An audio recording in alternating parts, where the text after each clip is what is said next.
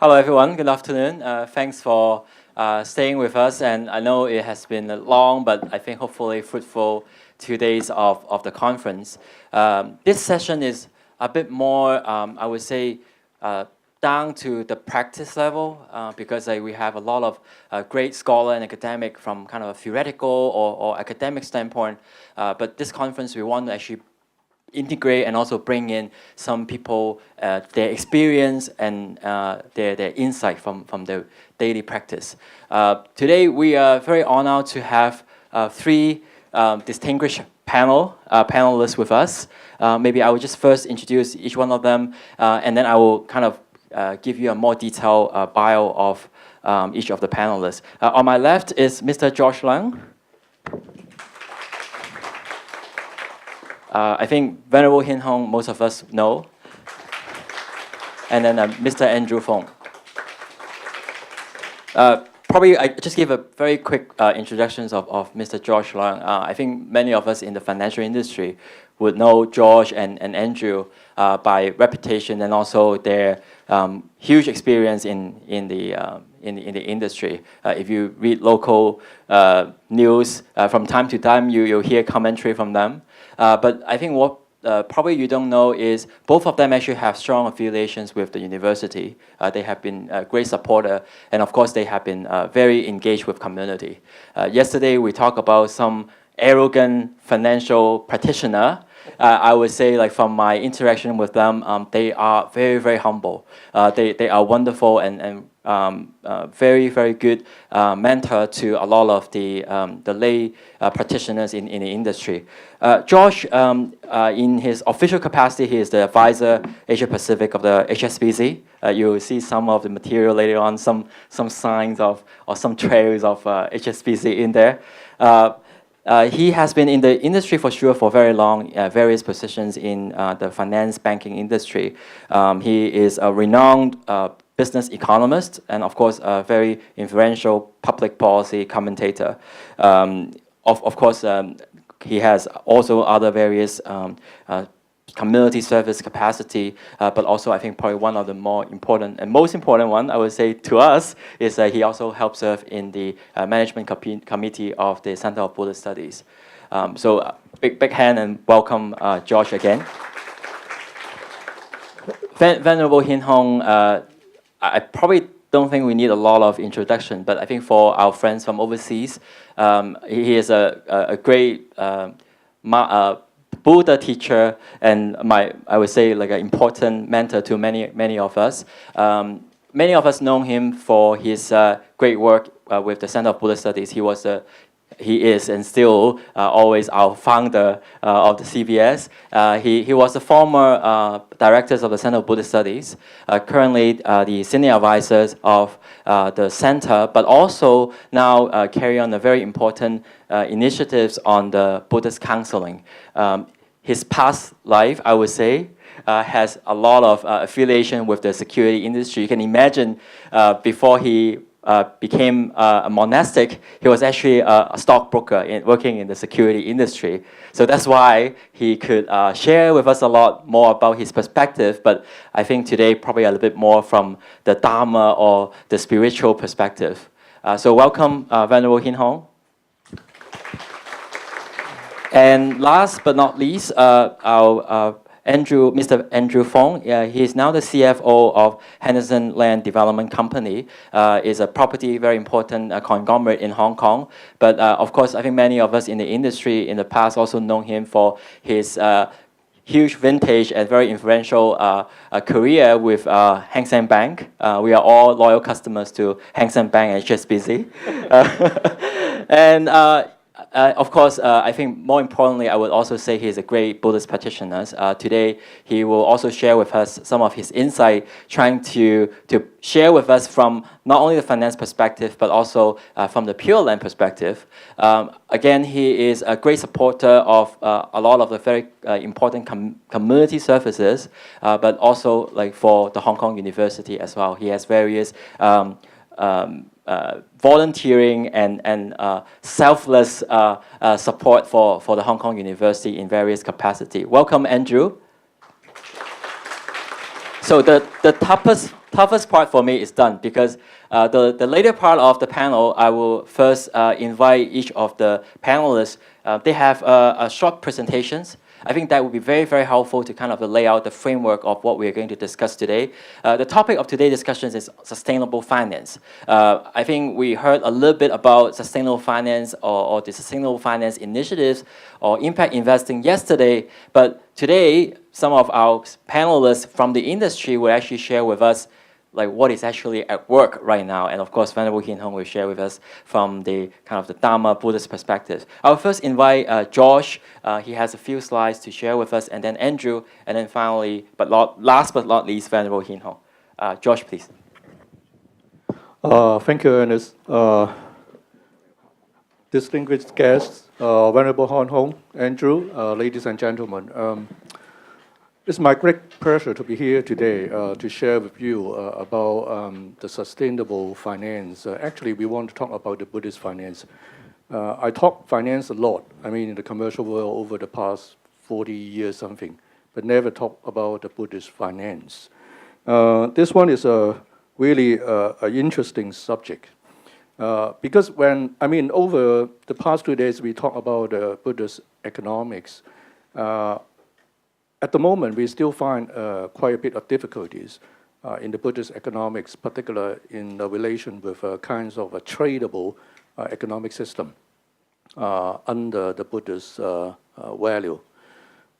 Buddhist finance even more difficult because if you try to type Buddhist finance in goggles, I did it, and never come up anything.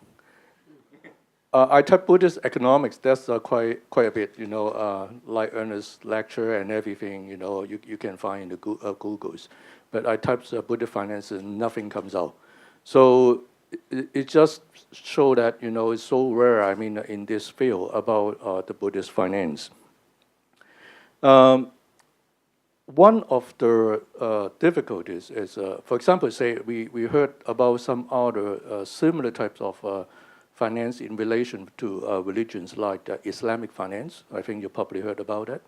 But Islamic finance is something more rooted with the religions. For example, say the requirement is no interest, not to invest in a port industry or something, all right? So, but the investor are mostly Islam, or maybe from an Islamic community. And I wonder if there is a financial organization issue a Buddhist bond, what types of restriction it would be, and who's going to buy it? I'm not sure whether there's enough investor to buy it. I'm not saying the Buddhist community is poor, but but it's just a matter without the large investor base. But what I found actually recently, there's a new class of assets emerging over the past, well, you may say just 5 years, pretty new, but it come quite rapidly that inside, the objective of this class of finance, so assets, actually, in my view, is quite overlapping with some objectives of the Buddhist value. And that might be good in the future if any kinds of the Buddhist ideas or maybe, the teaching that can be fit through into this type of asset and can help improve the world. Today, I wanted to spend, quite 10 minutes to cover what sort of this class of asset and how it's going in today's market at the moment. First of all, I would like to say, you may not heard about this, but this has now become very common in the financial world, what we call sustainable finance, all right? There's a definition on what we call the sustainable finance here. Actually is the provision of finance to the investment taking into account of environmental, social, and governance consideration. It's quite common in the commercial world called ESG, all right? So we only provide finance to those organizations that conduct the ESG, all right? So this is the kinds of new financial asset, particular for this purpose. This is the definition by the EU, and this sort of finance include a strong green element. I think definitely is about the climate change, and also to support the economic growth, reducing pressure in the environment, the greenhouse gas emission, tackling pollution, and also improve the use of the natural resources. A lot of global financial institutions in the past 5 years actually also conduct on the ESG, and they tried to promote this concept into their business practice. I think that is unbelievable. I mean, if you're talking about some 10 or 15 years ago, but right now it seems to be quite a trend in the financial world already. For example, say HSBC, the company I work for, actually we have our own definition on the sustainable finance, but actually more or less the same as the others.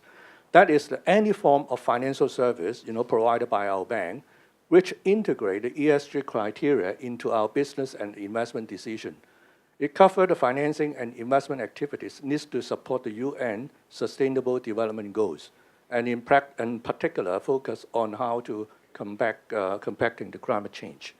I think if you're aware of the climate change, you probably heard about the UN this Sustainable Development Goals. That is, they list out, what kinds of objectives they want to achieve in the future when it comes to about sustainable development. Let me bring you to this picture. I hope you don't mind I stand up and face the screen here. This is a summary of the UN 2030 Agenda for the Sustainable Development Goals. They hope, all the United Nations members, all right, they will conduct the policy achieving this goal. What's inside this goal? Is all here: no poverty and zero hunger, good health, well-being, quality education, gender equality, affordable energy, decent work environment, and reduce inequality, sustainable communities, responsible consumption. I mean, you heard a lot in this today. We care about the life below water and also the life on land. That means everything. I'm not sure why there's no on air, and partnership for the goals. I mean, if you look around all this objective right here, I think they are quite in line with the Buddhist concept, about the world, how it look like, and what we want to achieve. So even though this is not, originated from the Buddhist concept, but actually it's quite a coincidence, you may say, overlapping with what the Buddhists wanted to achieve. So if the community, their financing and investment working towards this direction, and that means that we are much closer to the Buddhist ideology of the world, right? And there is another also equally important agreement, that is the Paris Climate Agreement. I think you probably heard about that. Particularly recently, Donald Trump wanted to pull out from this one, and supposed to be originated in the US some 10 years ago, but now they wanted to pull out because Trump didn't believe that there is any climate problem out of the pollution. But this is the one still working by all other major developed nations without the US. The achievement is by 2030 to get the global warming to below 2 Celsius. That is, the present temperature. So it needed to invest a lot of green technology or green investment in order to bring the temperature down by 2 Celsius. And the calculation by the UN is actually we need to invest by 2035 $100 trillion investment in the green technology before we can achieve that. So you can imagine how much the investment need to invest in order to pull down just 2 Celsius degree, all right? But this Paris Agreement and the UN development goals is, in the past 5 years, particularly after the financial crisis, is widely adopted by the commercial community. And quite a lot of companies now working towards this direction and helped to achieve these objectives. Derived from the UN Sustainable Development Goal, subsequently that developed a numbers of different guidelines and standards about what talk about the sustainable finance. The most famous in our business is green bond principle. All right, I think you probably heard about the green bond. I don't think I need to introduce. And then the green loan principle.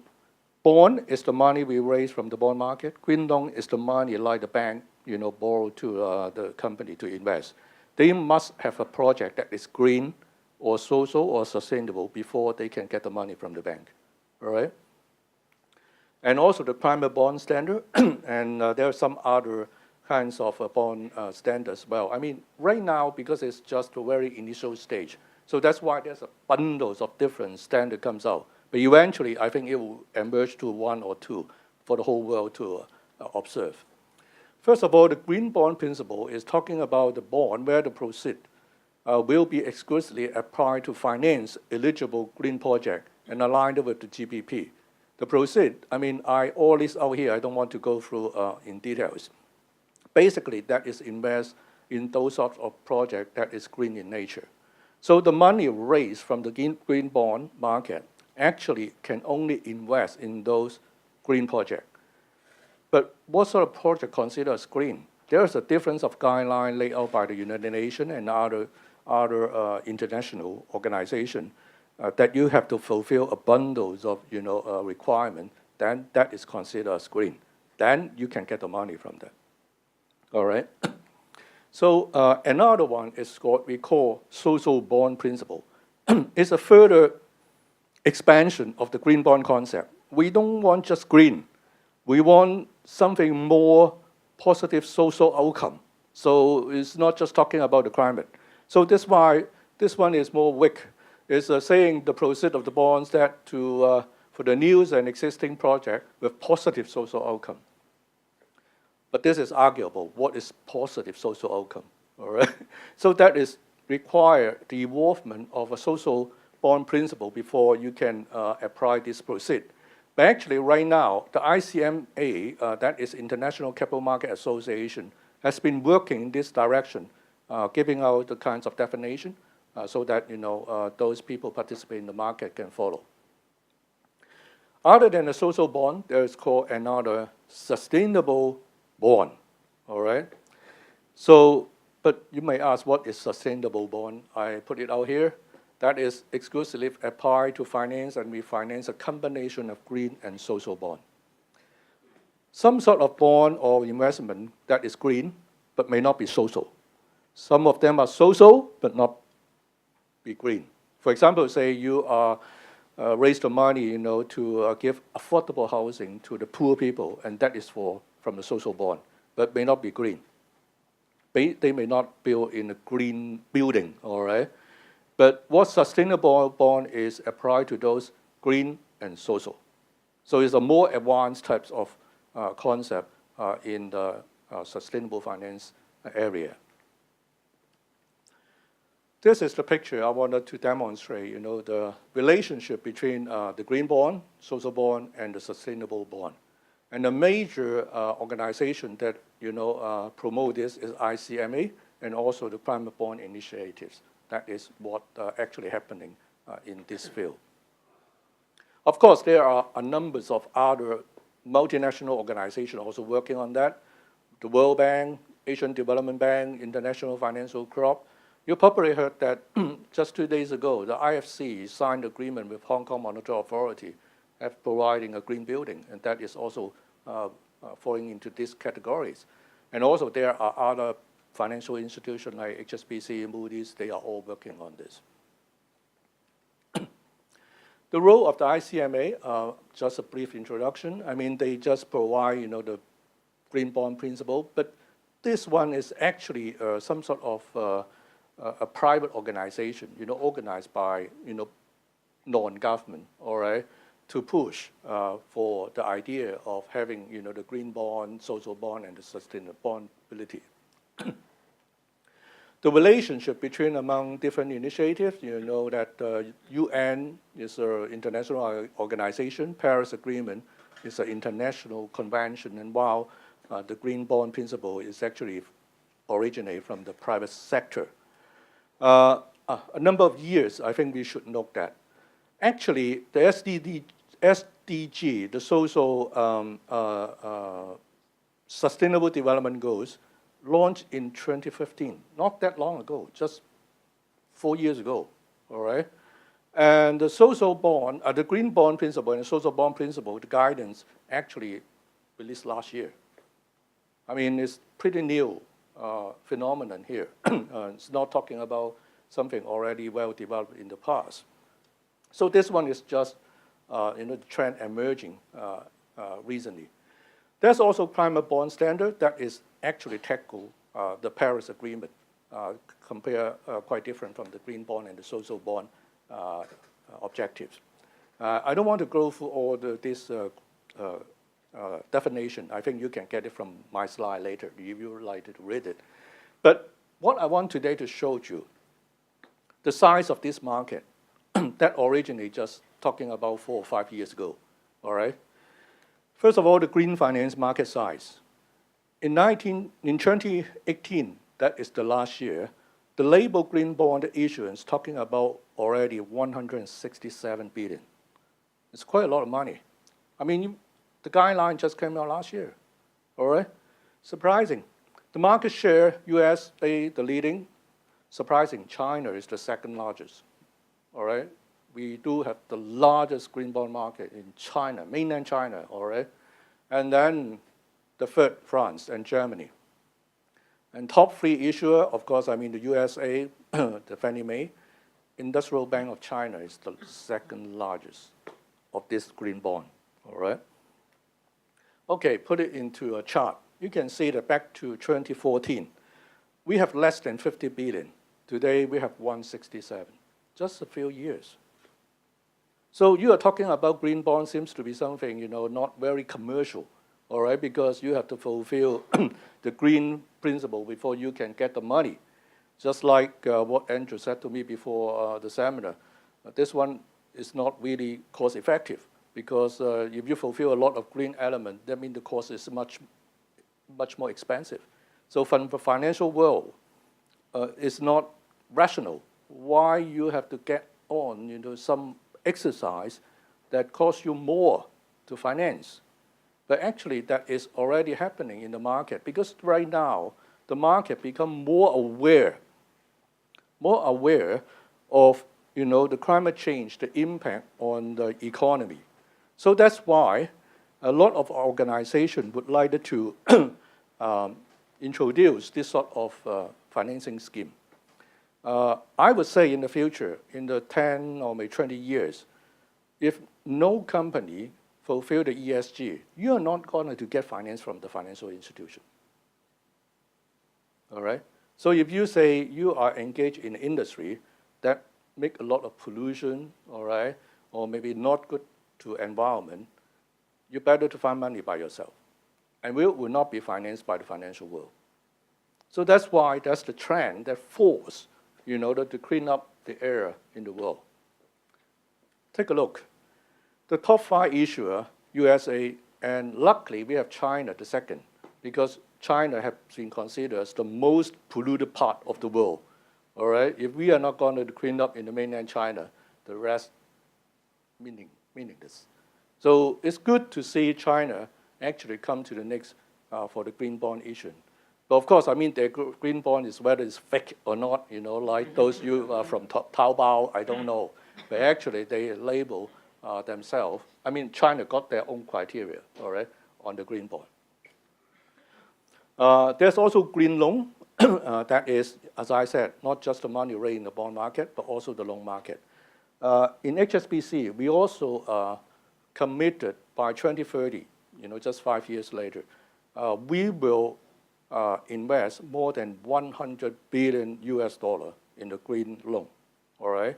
So we will make that amount of green loan in the future, and it will step up. So this will be the trend.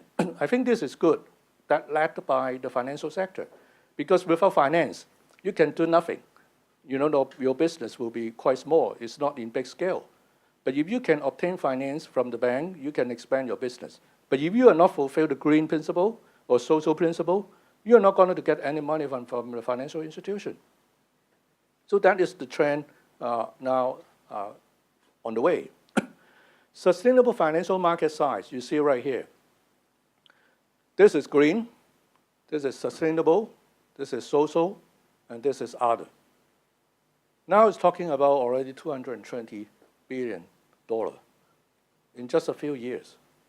So I would say this is quite a good trend, in the financial world, moving towards the direction, providing the sustainable financing.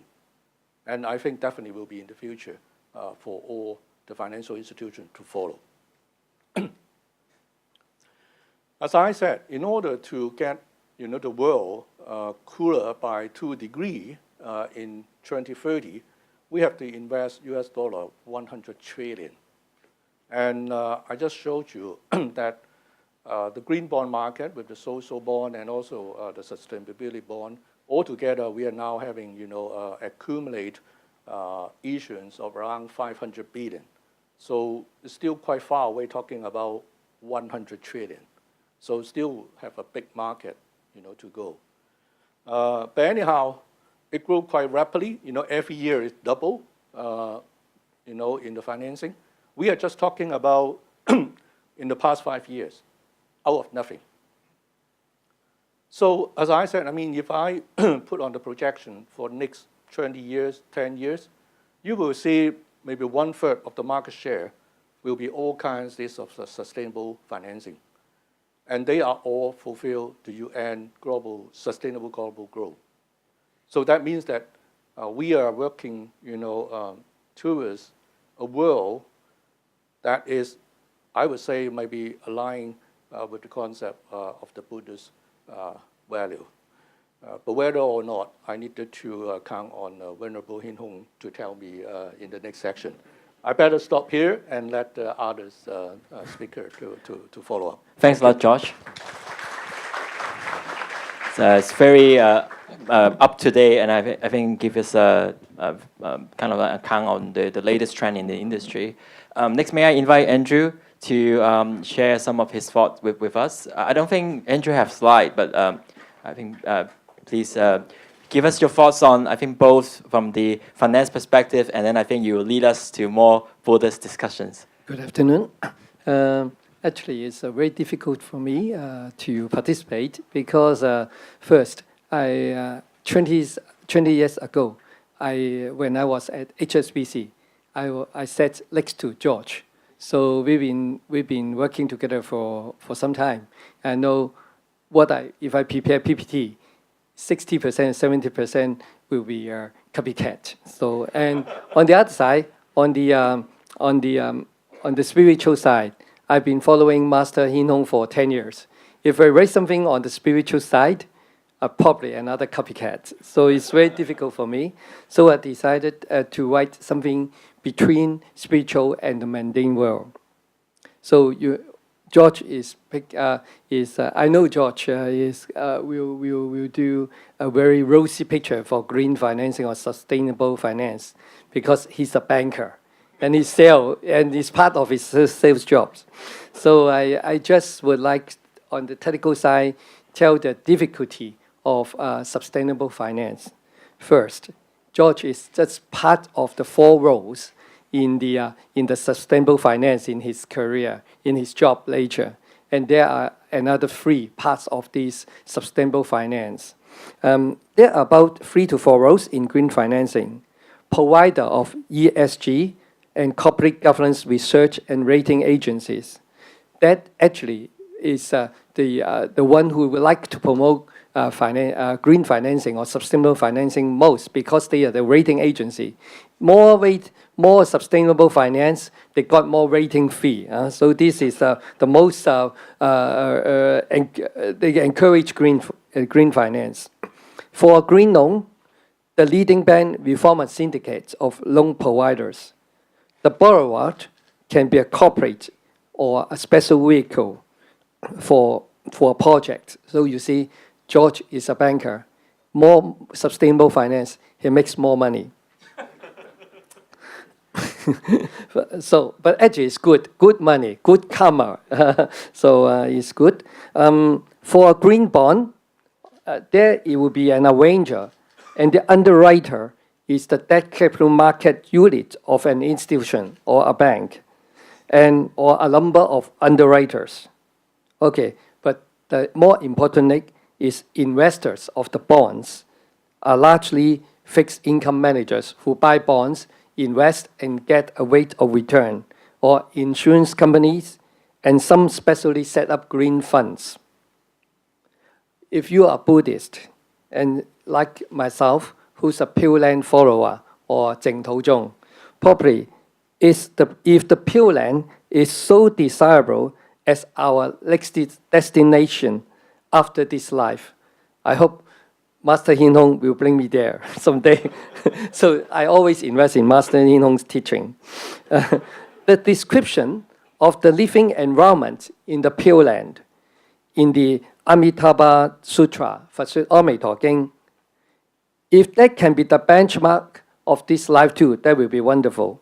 Water is green, carbon emission is not mentioned at all in the sutra, and birds and trees and flowers are so healthy they can speak about the sutra. Loans or debt arrangers and lenders prefer borrowers or bond issuers opt for a green option as ESG compliant is always a credit enhancement. And borrowers, because borrowers will be less exposed not to karma, but to regulatory risk on environment concerns. For bonds, investor base will be extended to green funds. But how about institutional investors? Green funds will invest only in ESG compliant bonds. However, most of the bond funds, as I've been a fund manager before this job, are performance-based. If we do not get performance or better rate of return against the benchmark, we will get fired anyway before we get good karma. Bad karma comes first. and thus, investment decisions are yield-driven. As absolute interest rate level is very low for the whole decade, if you are a poor depositor, you feel it. You only get 1 to 2% deposit rate against 3 to 4% inflation. Not to say to buy a home. It's very difficult for fund managers to support the green cause and accept lower rate of return for green bonds. Thus, for bond issuers, sustainable finance does not offer, as George mentioned. Actually, I asked him not to mention this because it leaves me some room to speak about it. Does not offer cost saving, in fact. There is a cost to maintain a ESG rating. Thus, it seems to be, up to now, a green bond or a green loan in somehow, for some issuers, is only a brand building and ESR-based motive if he is not Buddhist. But on the other hand, corporates of the energy, agricultural, and other environment-sensitive industries are naturally sustainable financial users, as they may not be able to raise funds, as George mentioned, at all if they are not green, as they can fall into the high-risk category and subject to heavy fines and thus higher financial risk. On the other hand, certain renewable energy, such as wind power or solar power electricity, may not be commercially viable when oil price is well below $100 per barrel. Because nowadays it's very, as a financier, I tell you, it's very difficult to go up to $100 at all because of the shale gas revolution. And Mr. Trump will pump U.S. oil if it's above 80%, $80, I'm sure. Sustainable finance thus has to be in the form of government subsidy or passing the cost to users. While lovely Hong Kong citizens like you and me are prepared to pay a higher electricity bill for cleaner energy, that is energy gas. French citizens reject the rise of fuel tax, which leads to the Mouvement de Gilets jaunes.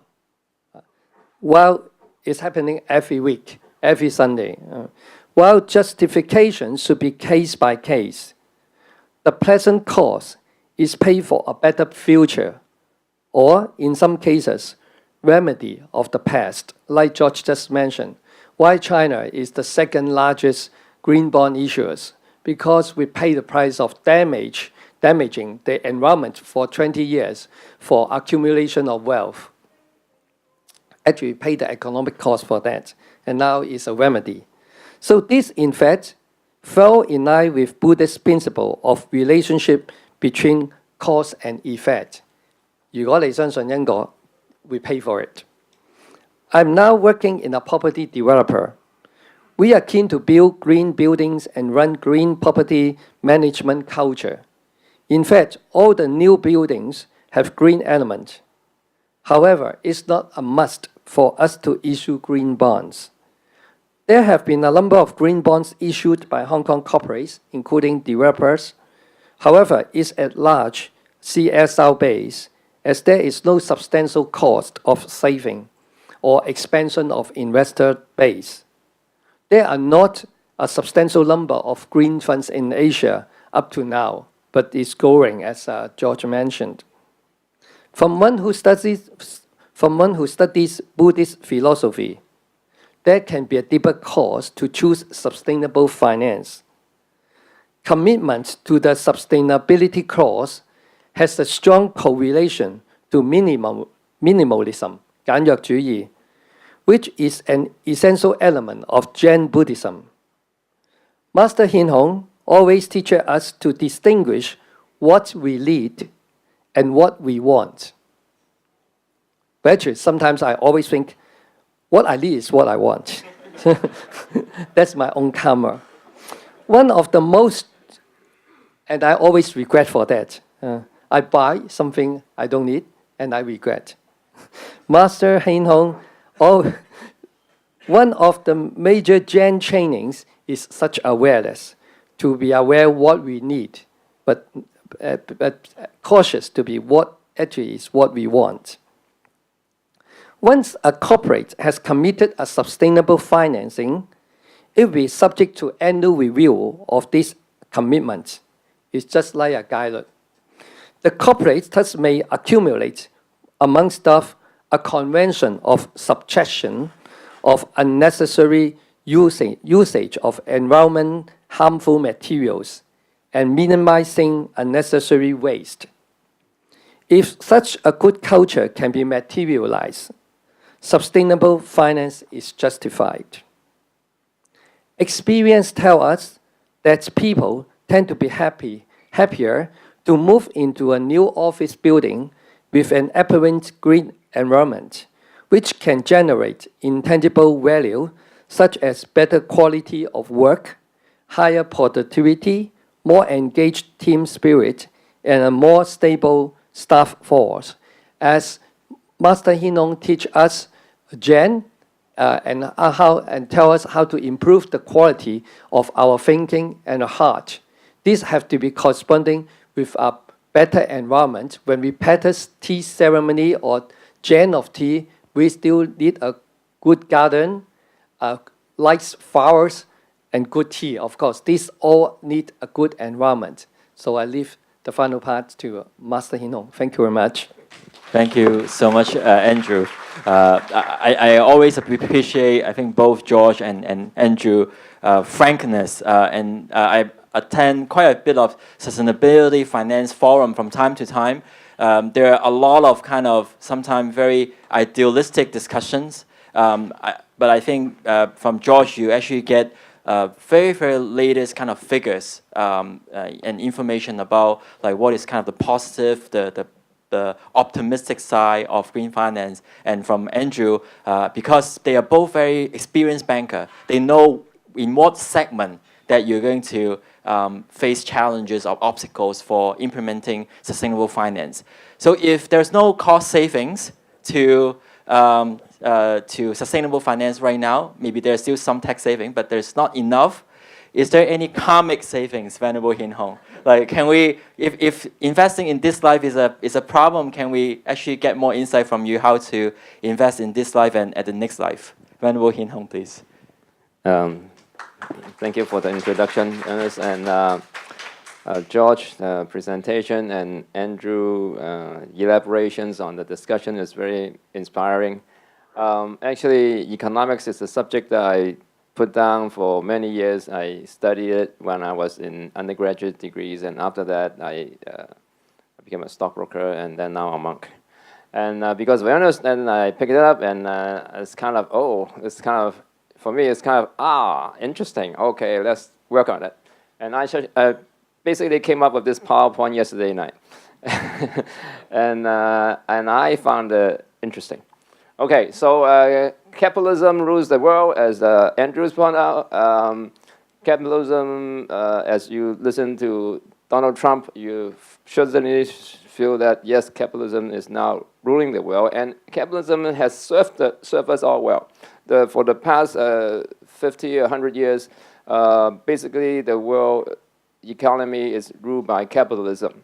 And throughout all that year, the progressions and the progressions of wealth and how the economy functions, so capitalism has served us all.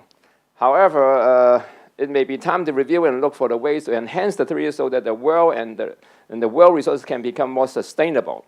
The reason that why we have this conference and now this Buddhist economics is, I think that a lot of people now realize that the way that capitalism going is going okay, but then there are defects, there are problems, there's issues coming up because of the endless pursuit of profit and efficiency. So, okay, let's go back at what is capitalism. It is efficient to be selfish, and market economy is not a zero-sum game. Adam Smith, because of the division of labor, my selfish ambitions to profit from trading with you and yours to profit from trading with me can both be satisfied. As long as we are selfish, as long as I look for the maximum profit for myself, we each act in self-interest, but only benefit each other and the world. And this is what we call the invisible hand. It's due to competitions and self-interest. It's all work. It is not from the benevolence of the butcher, the brewer, or the baker that we expect our dinner, but from their regard to their own interests. Why do the bakers sell bread? Why do these two with all that? They all want to have your profit. They all want the money. That's why they sell their product. So we address ourselves not to their humanity, but to their self-love, and never talk to them of our own necessity, but of their advantage. So this is how capitalism goes. As long as you all work for our own interests, somehow there's an invisible hand through competitions and self-interest, the whole thing will work, okay? And this has been so efficient, and the world has been working like this for so many years, and progress and living standard going higher and higher, and then a lot more people that promoting this, and if we get to another more development of capitalism is by Ayn Rand, and he said that in the 1991 survey by the Library of Congress and the Book of the Money, that Ayn Rand Atlas Shaq. Atlas is this guy. He's supposed to be holding the whole world. And then he said, forget it. I don't want to hold on to the world. Why do I need to take all this responsibility? I just want to go on by myself and enjoy myself. Forget all this. And for the second most influential book after the Bible. And so what is this book about? According to Ayn Rand, the individual must exist for his own sake, neither sacrificing himself to others, nor sacrificing others to himself. The pursuit of his own rational interests and of his own happiness is the highest moral purpose of his life. Now, if you listen to Donald Trump, you surely find that this is influencing him. And that's why I always say American first. He's probably a true disciple of Rand, okay?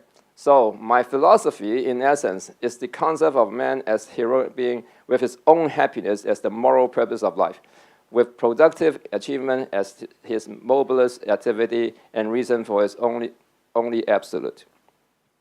Now, we very often make fun of Donald Trump, but don't forget, he was voted by the American to become the president. He has popularity based.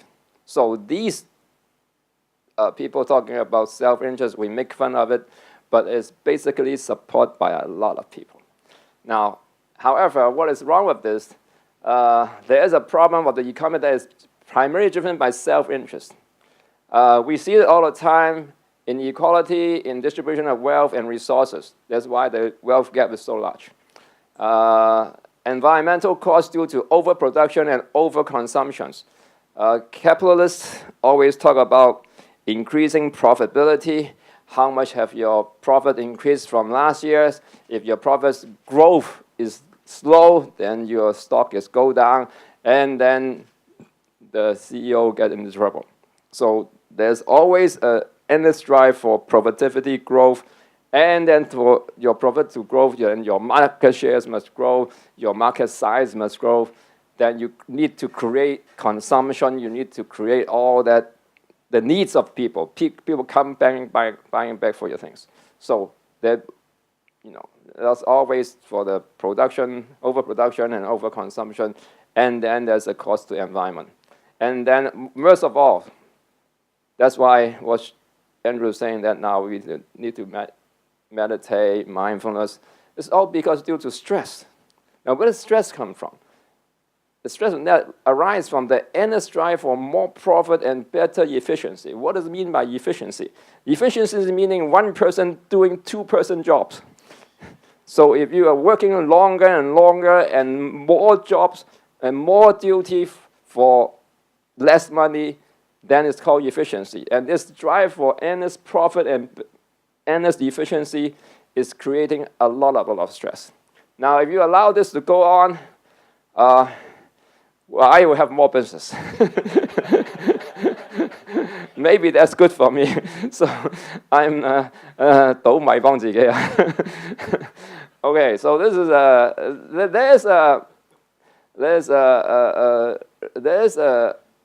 there is a need for us to explore. Is there a way to enhance this capitalism?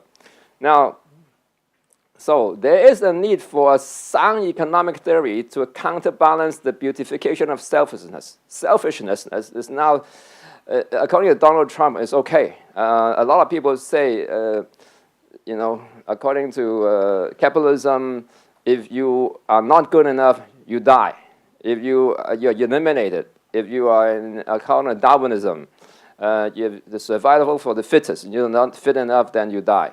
However, if we go on to like that, is that going to be the world that we want, the stressful world?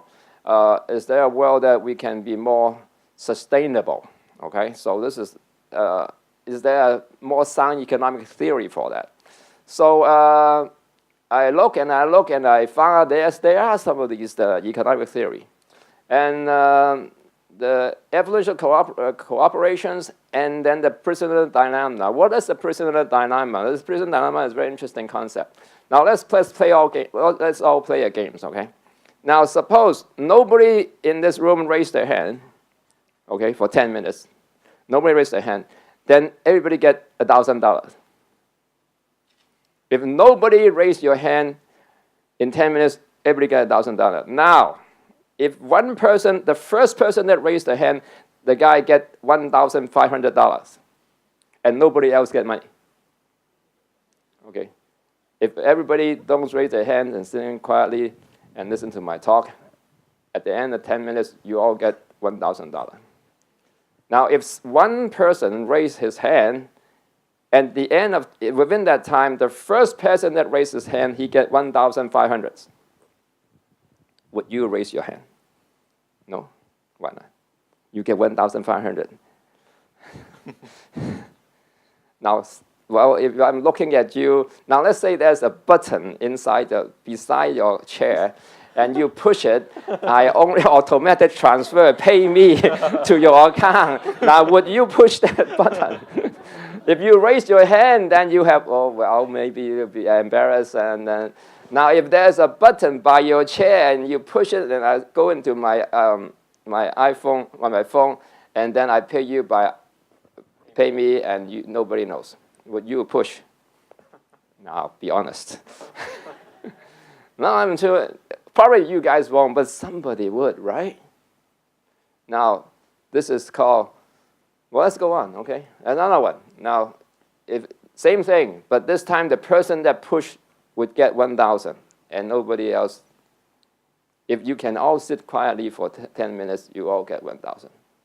But if somebody pushed, he get 1,000. And what about 500? Because if you don't push, you don't get anything. But if you push, you get 500s. This is what they call, this is actually what's it called? ICAC. Corruptions. Nobody knows, and I get the money. This is corruption.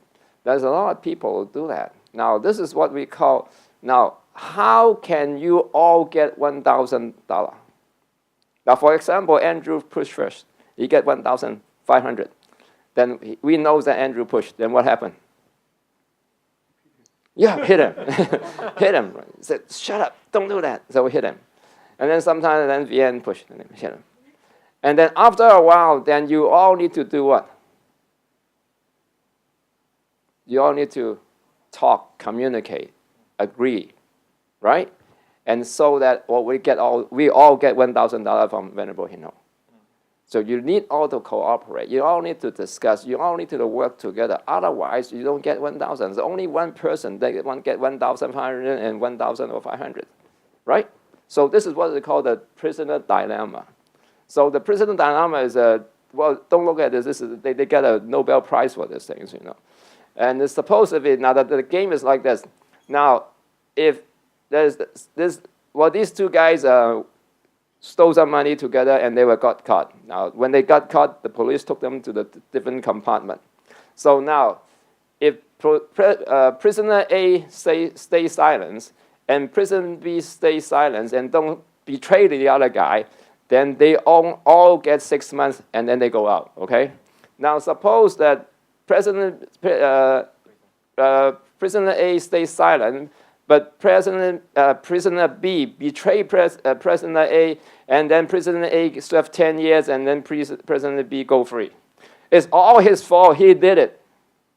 So then prisoner A get locked up for 10 years, and prisoner B go away. Now, on the other side, same thing. If prisoner B stays silent and prisoner A betrayed, then same thing. Prisoner A goes free, and then prisoner B get 10 years. Now, if both betrays the other guy, then they both get 5 years. Okay. Now, if they can repeat these games many, many times, what will be the most successful strategies so that they can both get out in 6 months? Now, this is a prisoner dilemma. This is the game. So now you look at this as only games, but this happens all the time, right? It's happened among the discussion between nations. It happens in your family. If you are working at it, you wash the dishes. No, you wash the dishes. No, you forget, you wash the dishes. And then eventually mom gets mad. Then every girl loses. And so who washes the dishes? And then for the economy, you know. So they found out, they did this and many, many times, and then they found out this is the best model. I think he's the guy that got the Nobel Prize. Ernest discovered that when these encounters were repeated over a long period of time with many players, each with different strategies, greedy strategies tend to do very poorly in the long run, while more altruistic strategies did better, as judged by purely self-interest. And you all want your, I also raise my hand, I get 1,500, and those people would lose out in the long run, okay? And he used this to show a possible mechanism for evolution of altruistic behavior from mechanisms that are initially purely selfish by natural selections. We always say, the selfish gene theory, that we exist, what we do is all because for the benefit of our genes, and we talk about also Darwinism, the survival of the fittest. We also need to look after ourselves. Then, from these guys, they found out that the greedy strategies tend to do poorly in the long run. Then there must be some element of altruistic strategy that did better. So, this is a top scoring strategy. They did this many, many times, and they finally found out this is the best strategies that they came out with. Nice. First, you must be nice. The most important condition is the strategy must be nice. That is not to defect before its opponent does. Almost all of the top scoring strategy were nice, and therefore a purely selfish strategy will not cheat on its opponent for purely utilitarian reason first. So nobody, okay, let's promise, okay, we all don't raise our hand. So nobody's raised your hand, then we're all nice, then it's okay. Now, suppose somebody raised their hand, then next time you must raise your hand. Raise it faster than the other guy. So you must retaliate. However, that the successful person must not be a blind optimist. Oh, he'll be nice if nobody raised their hand. Don't do that because somebody will raise their hand. It must always retaliate. An example of non-retaliating strategy is always cooperate. This is a very bad choice, as nasty strategy will ruthlessly exploit such softies. So there are always mean people to take advantage of you. So you must raise your hand and complain. And don't just say, oh, it'll be okay, it'll be okay, okay. No, it doesn't work because people are people that take advantage of you. However, you must be forgiving. Another quality of successful strategy is that they must be forgiving. True, they will retaliate. Though they will retaliate, they will once again fall back to cooperating if the opponent does not continue to play defect. This stops long runs of revenge and counter-revenge and maximizing points. And then the last is non-envious. The last quality is being non-envious. That is not striving to score more than the other opponents. Impossible for a nice strategy. And then this is the top scoring strategies. So the top scoring strategy, you must be nice. Of course, you also must retaliate. Other people will take advantage if you do not retaliate. So how can we enhance our common good? How can you guys all get $1,000 from me? Then you must communicate, talk, and discuss, and then cooperate, and then sociable, and then forgiving, and the last and most important, trust. So this is the economic model that they came up with. Now, all this, they go back to the Buddhist perspective. Now, the Buddhist concept of wealth, Buddhist concept of economy is totally different from capitalism. If you all know, this is from what the Buddha said. Student here, some woman or man is not a giver of food, drink, or clothing, things like that, and then he is a poor wherever he is reborn. So if you want to be wealthy, according to Buddha, you must give, you must donate, you must give more money. By creating good karma, then you'll be wealthy. So, but for some woman who is a giver of food, drink, and clothing, he is a rich wherever he is reborn. So, according to the Buddhist theory, then if you want to be wealthy, you must donate. Totally different from capitalism. And then economic for the Buddhist side, but this is even more far-fetched from the capitalistic view. According to the Buddhist, how to become a Buddha? For all the great Buddhists should discipline their minds in such a way for all the different species of living, I'll deliver them all to attain the ultimate nirvana. That's the most profitable goal, according to the Buddhists, to attain nirvana, so that they can be liberated. And furthermore, by delivering immeasurable in an infinite number of living beings in such a way, in actuality, I understand that no living being has been a deliverer. And then, why is it so? If a Buddha hold on to a concept of self, that you are selfish, you're doing this out of your own profit, that you hope to go out and help other people, then you are not a true Bodhisattva. So for a true Bodhisattva, you must be totally non-selfish. Okay, so, however, there's a problem with the Buddhist economic model, because karma is a delayed consequences, but not very convincing compared to immediate gratifications. I am selfish and I raise my hand, I get 1,500, you scold me and I'm gone. I'm still eating my dinner outside, okay? So in the karma, I say, oh, you'll be better in the next life and you stay low. The karma concept is not very convincing. And furthermore, the interdependency, we are all in this together. It is difficult to see that we are all in this together. That's why you still do all these things when nobody looking, when your house is just a little warmer, you turn on the air conditionings, all that, because it's difficult to see the interdependency. But George just told me, it was just half an hour ago, she told me, now, although these are now difficult to see, through big data and artificial intelligence, the effects of karma is much easier to see because it was delayed consequences. Delayed consequences, there is consequences, but it's just so far away that we cannot see it. Now, if you have big data and a lot of numbers, then you can actually see the cause and effect from after the calculations. And I think that's possible, right? Yeah. Okay, so now there's another theory that I want to introduce to you by this book that I like very much. It's called The Origins of Virtues by Matt Riley. And this is, according to Riley, is the whole system. This is talking about the system of our body now. The whole system of the person is beautifully designed so that the self-interest and ambitions of each self can only be satisfied by the self doing its duty for the body. Now, if the self in our body becomes too selfish, then what do you call that? It's called cancer. So because the body itself, I just want to grow this way. I don't forget the body. I just want to bigger. That's called cancer. So all cancer cells are eaten up and chewed up or killed. Selfish ambitions are bent to the greater good of the body, just as selfish individuals are bent by the market to the greater good of society. If you do things that disrupt the society, the policemen come and lock you up. Okay, so selfishness and virtues. All cultures look down on those people that are considered selfish and praise those who are virtuous.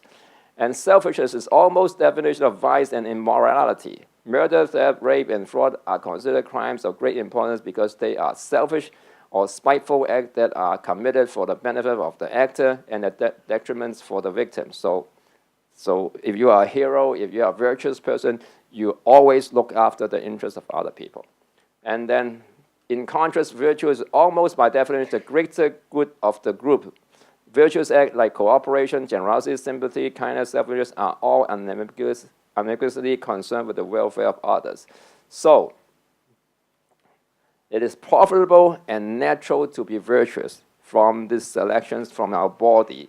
And we can know that why it is always a hero, why people are respected, is all because they are looking after the greater good of the society. So if you look back on the evolutions of our species, we know that selfishness is important.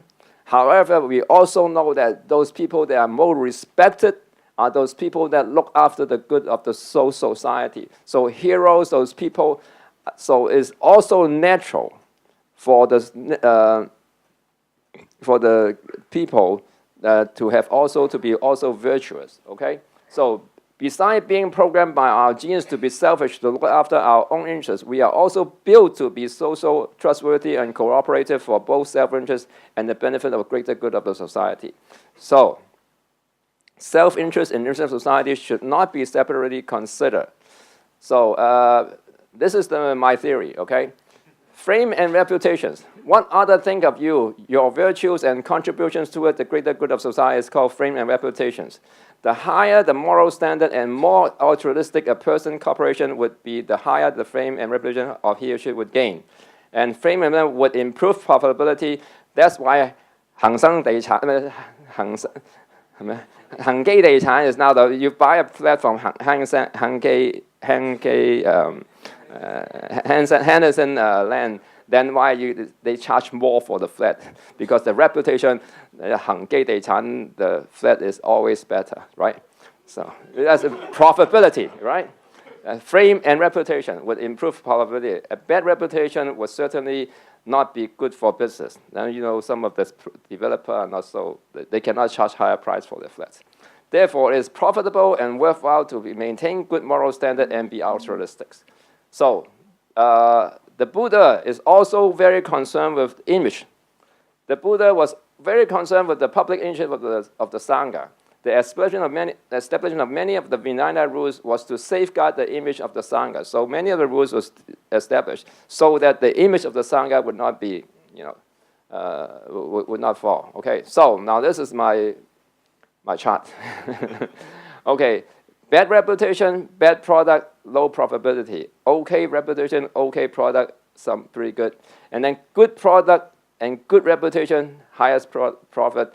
And then good reputation, bad product down here. Okay, so if you want to have the highest, maximize your profit, then you must have good product and good reputation. If I have my definition, reputation depends on you looking after the welfare of other people, not only for your own. So if you want to maximize your profit, then you develop a flat that people think, it's dependable, it's reputable, then you buy. So therefore, this is my model. And I think it is important. What I have said is everybody knows all this. I mean, there's nothing special. This is all I did was go in this Google and search, and I came up with this. And I think for us to carry on forward from this, that we must convince people that being totally selfish is non-profitable. It's not the efficient systems. The efficient system is you must look after both yourself and the interests of others and striking a balance. And the theory behind that is not, well, karma is good, but now if we can have the big data and then we allow the people to see that, if I become more altruistic and I do all these good things and look after the welfare of my workers, then if some way I can, through big data and AI, I can increase I see the increase in my profitability, then you can convince your shareholder and your CEO, and so that, yes, it's better to have green bond and all that, because in the long run it's all more sustainable and it's all more profitable. The sustainability of our society is actually better for the cooperation. Then what I hit here is the long-term economic return, not the immediate economic return. If you are investing in the long term, then these things make sense. So I think the important is that we must spread the word that total selfishness doesn't work for you. And then there must be a balance between self-interest and the interest of others.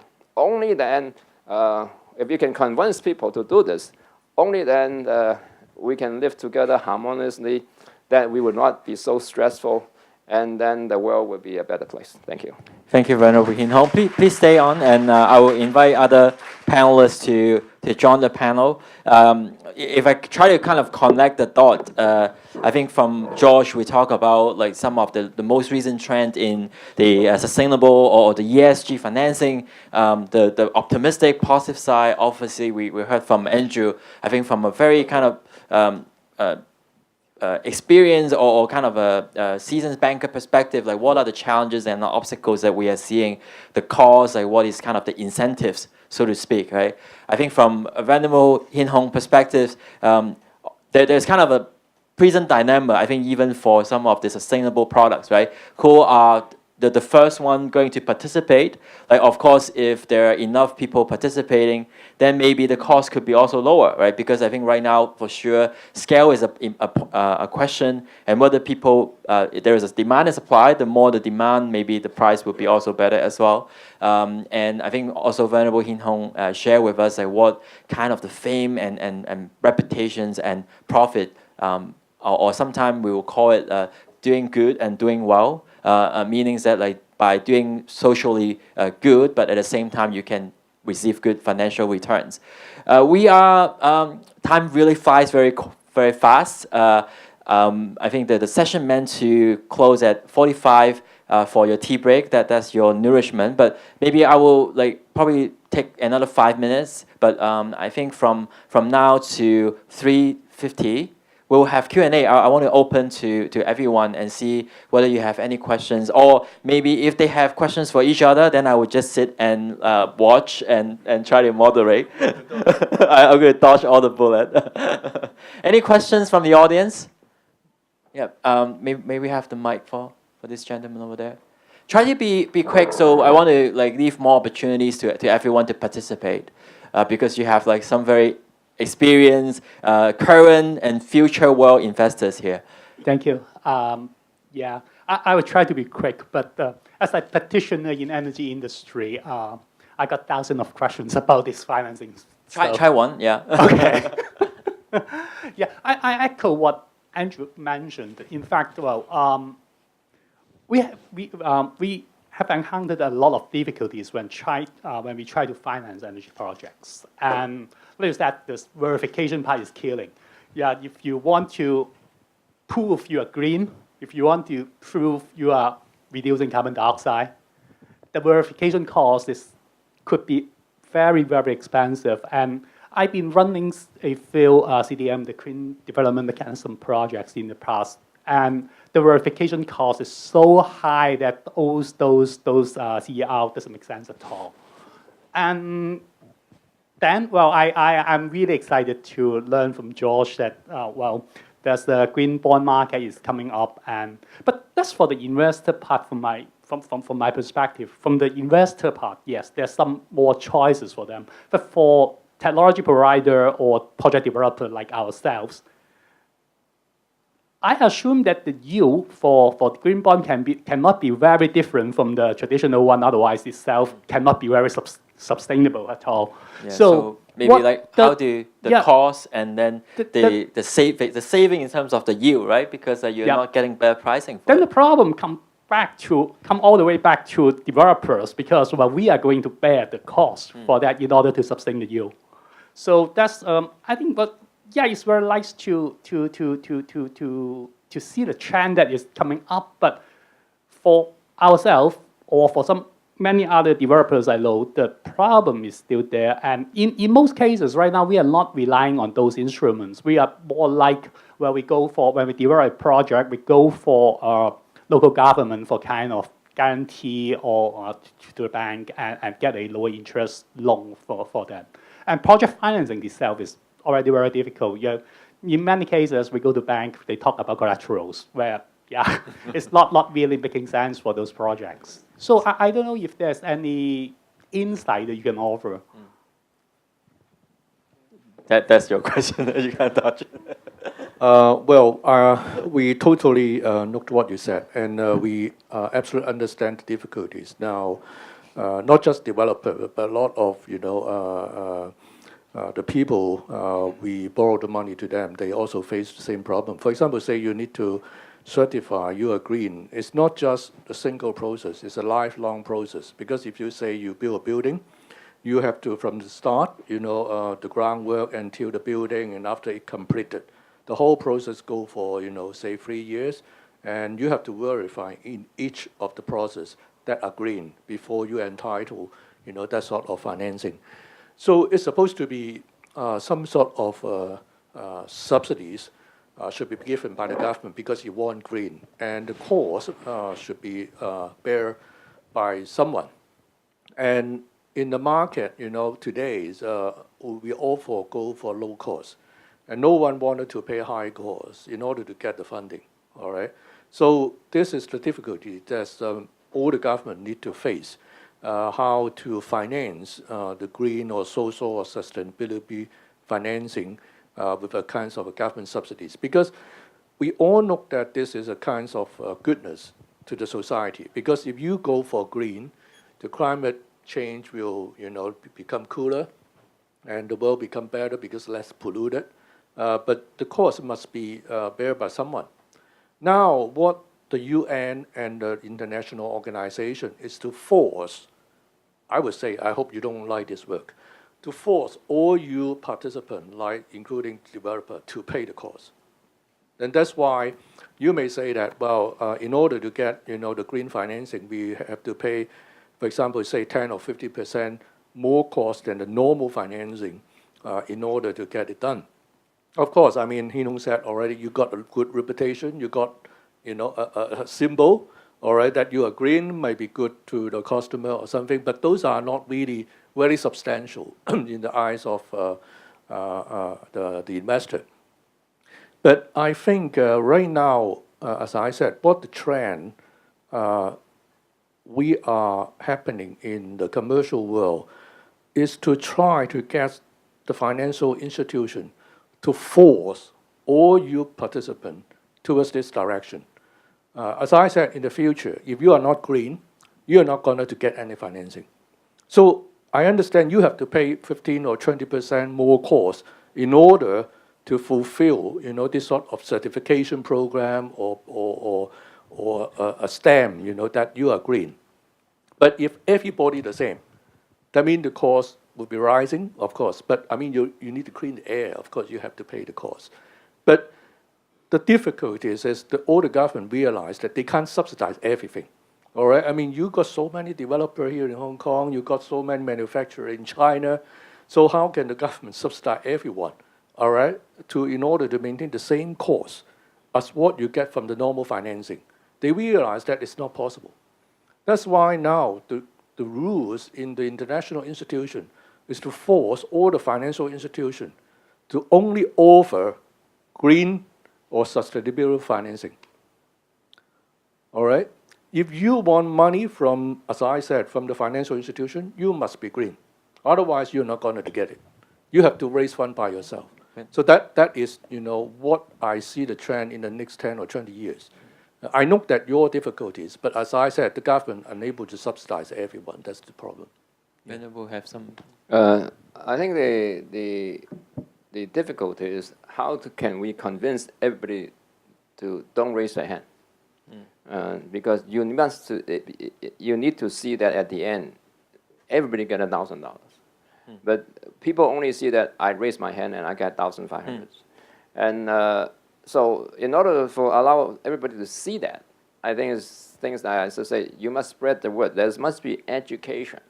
Telling people, yes, in the long term, we'll always be better off if we have the economic models, if we have the statistics, we have the big data to allow everybody to see that in the long run, these cleaner air, less stressful environment, and things like that, we will be a lot better place. Now, I think the educations and the message must go out. I mean, who is going to do it? I think the government, the corporations, the university. We all have to, if we want this sustainable development, then I think education, allowing people to see that is a worthwhile and is actually a better options if we go down that way.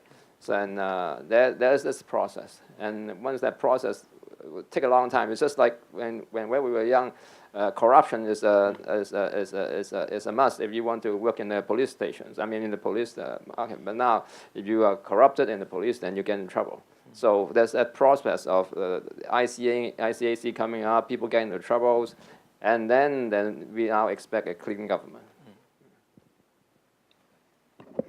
I think there is a difference that everybody knows is green is good or we need a better environment. So, but that doesn't mean that we need to do sustainable finance. We build green buildings, but not necessarily to go for green bonds. I think more important is what Master Hin-Hung has mentioned is everybody should know that absolute altruism or absolute selfishness does not exist.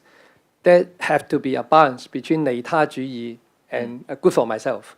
So I think the balance, if you are paying for a better future or you just remedy the past. So if everybody knows that, then we will pay for it. Like ourselves, I think we are prepared to have electricity bill higher electricity bill next year, but we do not do anything. We are prepared for it. We know that we need natural gas to replace coal, whereas but the French at the moment is still rejecting it during demonstration every week. So I think actually we don't be. I'm not pessimistic. I think people are prepared to do green, but not necessarily in the form of extended to green financing. But actually, green financing is good because it's an artificial guideline. So it basically, if you commit to a green financing, you have to review it every month, every year. Actually, for me, I'm still not preparing to do a green bond yet because my staff is not. I do not. My staff is still rejecting to prepare green report every year and being questioned by green bond fund managers who only compose maybe 10% of our total bond investor. But we are doing green, but not necessary. I think don't be pessimistic. I think most of the world are prepared to go green, but not necessary in the form of to be expressed in sustainable finance. So I'm quite optimistic on that. Thank you. Very. I thought that's very interesting. So I echo with Andrew your comment, and maybe I think there's like a kind of interesting definition question that's happening. So to me, what is sustainable finance is any capital that is directed towards serving any problems that create positive impact to planet and humanity. That's sustainable finance. So let's say, Andrew, you have a property development project, and the buildings are completely green. All your sourcing is 100% sustainable throughout your supply chain. You create jobs and you reduce carbon emissions in your whole from the buildings. I thought that project itself is green enough, and any capital that you raise to finance it, so whether it's equity or bonds or loans, whether it's even as a traditional form, I would think that is sustainable enough. So I think on that note, I actually want to get some George, your view towards this. Well, whether it's go green, social, or sustainability bond, I think they are all goodness. It's just a matter, the boundary a bit wider. Because right now, what we see today, the whole world now more buying the concept of green because of the climate change. And recently, we have social and sustainability bonds because they think that it can be further expand to the goodness of the whole of the community. So that's why it's moving to such a direction. I mean, the chart I just showed you see that most of the issuance is actually related to green bond rather than other two categories. But I think it will expand eventually in the future. One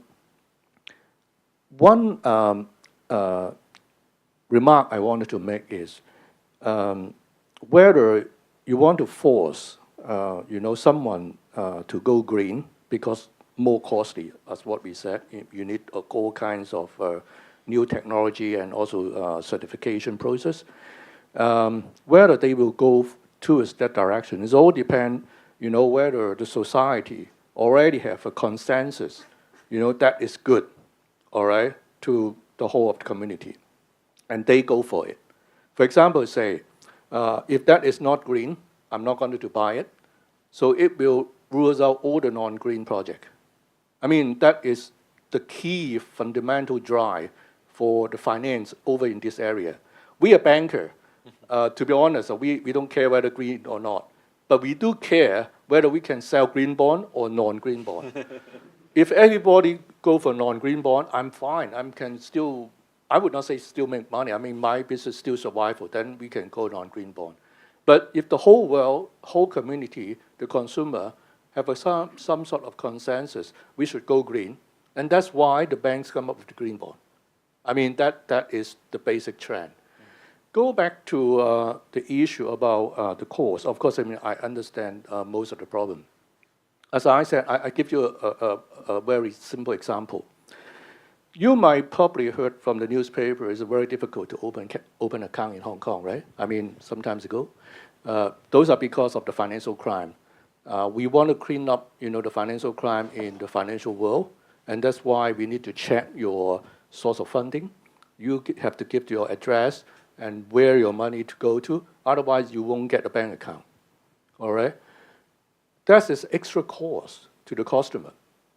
I got thousands of complaints every day, whether they are big guys, from developer or maybe just a small citizen.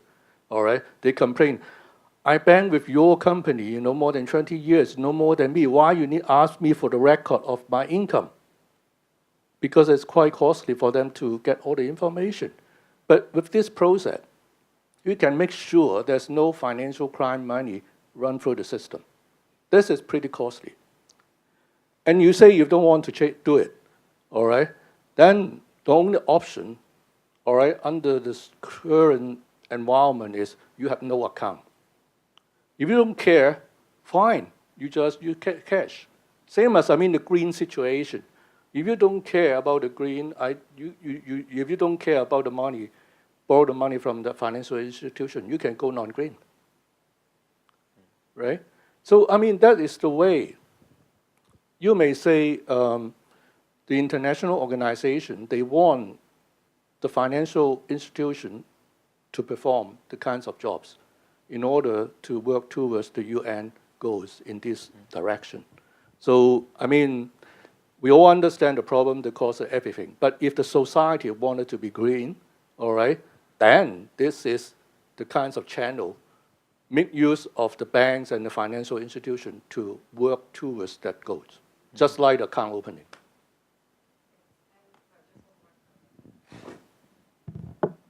I do agree with you. And I think one problem that I notice in the discussions in Hong Kong, a lot of times it's too much about cost. And we don't talk about enough about opportunity. And how much is really the cost for getting a green bond certified? To my understanding, it's like 20K only. And then for a year, it's like 5K, 7K per year. And that's actually really not much compared to, the money you can make. And I guess the question back to property is, do you notice any premium in green building projects over a non-green building projects? I think that will not say extra cost, because I think for either any projects or including property, the green element is a building cost already. You do not try to save money and go for something polluted actually Master Hino has been right or wrong on this. We did we make an award in environment for commercial building last year. Actually, we make the environment award for the whole Asia for building, office building in North Point. We did not sell it at a premium. We sell it at the market price. But anyway, as Master Hino mentioned, if you do not go green or you do not monitor your own brand name, any reputation on doing polluted projects actually damage the good name or goodwill or brand building. You spend so much money in brand building, one small pollution occasion on any projects, not just developer or anyone, would spoil, would consume all your good reputation you build up by years. So I think no one really, most of the businessmen in whatsoever care about their brand name and reputation, as Master Hino said. Although I think it's an inbuilt. Everybody expects. That's expected, not to say an extra. So we do not see that is an extra cost.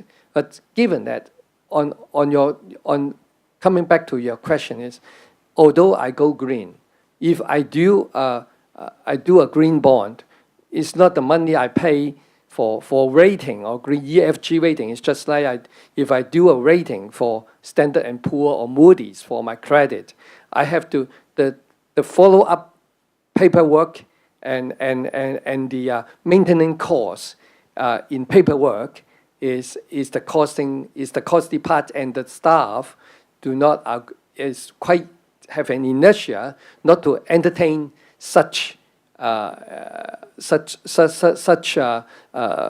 workload. We do not get an extra headcount just to do it.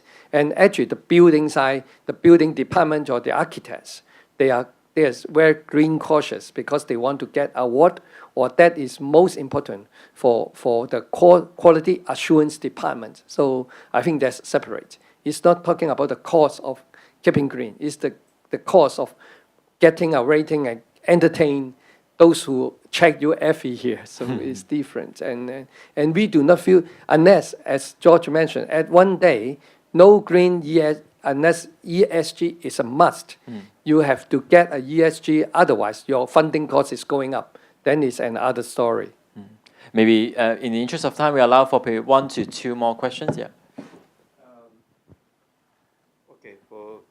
I think apart from the social and public consensus that George mentioned, I think the government surely has a very important role to play, right? It's a chicken and egg situation. I'm just wondering out loud whether the government should give tax incentives to green projects. For example, if the developers engage or embark on a green project, they will get a bigger tax incentive or exemption. Do you think it's a sound idea? I know the government, they are not very innovative or have a lot of initiative in this, but is this something the property sector should push for? Because this is good for society, good for everybody, except maybe the government, right, in terms of tax. Thank you. Thank you, Ernest. I think you should invite Paul Chan next time to come here. Because they're one of the biggest, Yeah. for sure. Yeah. Thank you for this good question. I have raised this to the government many times already. They should give, a tax break or something. I mean, just like what they did for, giving to the treasury centers in Hong Kong. They should make use of the tax, to encourage the people to go into this bill. But of course, I mean, the government said always they have bundles of consideration, blah, blah, blah. And if A want this and B want this and C want this, where our tax will be. I mean, that's the excuse they are talking about. I think you are absolutely right. We should keep on lobbying the government, all right, continuously for this. We will continue to do so. I think the financial sector and also the business community sector will continue this effort. Yeah. I think also in terms of like the largest investors in Hong Kong, definitely like the MA is one of them, and also like our pensions. There are a lot more room to think about. Maybe I take one last more before we break for the session. Yeah. Anyone? Yeah, please. Government to give tax break, but not to property developer. Not property developer. There's certain That's the distinction. Yeah, I mean, they make a lot of money already. I mean, look at the margin. Look at how, I mean, they live, I mean, they have a kingdom. I mean, look at all these big property developers. These kind of, I think you have to... Yeah, the transfer issues are something always quite debatable and conflict. Yesterday I was watching 60 Minutes News, 60 Minutes plus 60 Minutes the program. They were talking about now like NYU allow for all medical students free of tuition, and then they were saying that like why should we differentiate some who have or the wealthy one, we don't allow the free tuition, and then those who don't have, then we allow them for free tuition. But I think one thing that I really respect from the, I think is the president of the medical school is that is what they think medical students should do. And if they one day they can contribute back to the society, they would know is actually something that they receive the gift from the community, and then they will pay forward to the community. So the medical students, if they don't pay any tuition fee, maybe they should also contribute back the savings back to the community. I think that is a very good spirit. Yeah.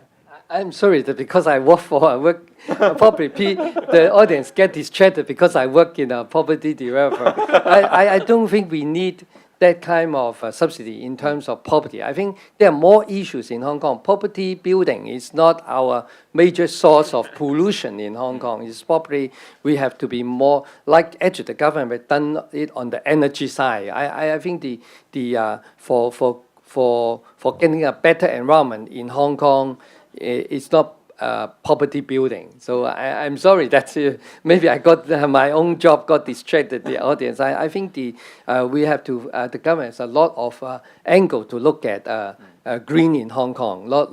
I don't think actually building properties are a major issue in Hong Kong for environment. And Hong Kong is just a very small part of the whole world that the environment is out of control in Hong Kong. I think it's a universal issue and need people like Master Hee-nung to tell us karma, good karma, bad karma, and so on. Thank you.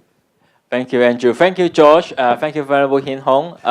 Thank you all of you for participating. We have a break till 4:15, and please join the other keynote session in the main hall too. Okay. Thanks a lot. Thank you. Thank you. Thank you.